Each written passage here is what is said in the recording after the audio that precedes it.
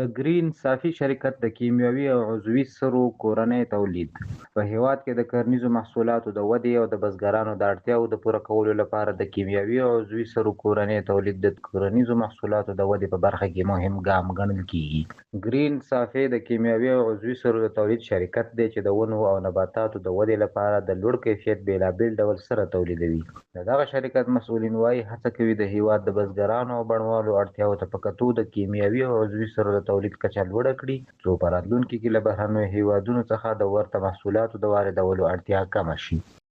زمونږ شرکت په کابل ولایت سرکینو یعنی پارکای صنعتي پلچرخي کې موقعیت لري او همدارنګه یو برخه په باګرام کې د باریکا په صنعتي پارکونو کې په مجموع کې زمونږ تولیدات هغه کیمیاوي او عضوي سرې دي. تولید چې دی کیفیت کوو وایم دا د منطقې لپاره چې موږ تولیدو بلکې ټول افغانستان لپاره موږ یو سان سره نه تولیدو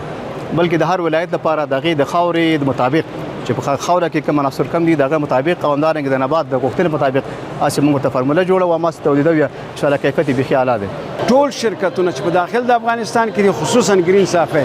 چې هغه د سر په برخه کې نوې تولید کې کیفیت او کمیت دواړه به په نظر کې نیسي، قیمت به په نظر کې نیسي. موږ به د خلکو د ژوند سطح چې یو دهقان زما 2000-3000 روپۍ پیدا کوي او هغه د خپل ځمکو لپاره کود اخلي سره اخلي او هغه به کیفیت او شمون اطمینان ورکو چې په هغه کوالټي کیفیت چې هغه د انټرنیشنل کوالټي نه بهترینه وسی دوی ته خپل تولید ور وړاندې کو او د هر زول لپاره د هر سم لپاره هغه به چیرو د هغه د مطابق د ځمکې د ضرورت په اساس باندې به موږ کود دوی ته ورکو او قیمت به ان شاء الله تعالی د ټول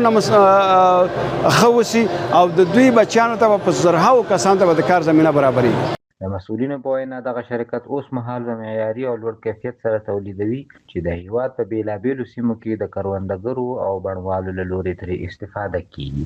ګرین صافي تولیدي شرکت د کابل په پلچرخي صنعتي پارک کې فعالیت لري او د خپلو تولیدي فعالیتونو له لارې د سلګونو هېوادوالو لپاره په مستقیمه او غیر مستقیمه توګه د کار زمینه برابره کړې ده. د دغه شرکت مسؤلین وایي د کورنیو سرو د تولید پراختیا نه یوازې د کرنې په برخه کې د بزګرانو اړتیاوې پوره کولی شي بلکې د وارداتو د کچې په کمولو د کورني تولید په پیاوړتیا او د هېواد د اقتصادي ودې په برخه کې هم اغیزمن رول لري. مخکې موږ ټول هر څه خام او پاخه مواد خارج نه راوړو او اوس چې لله الحمد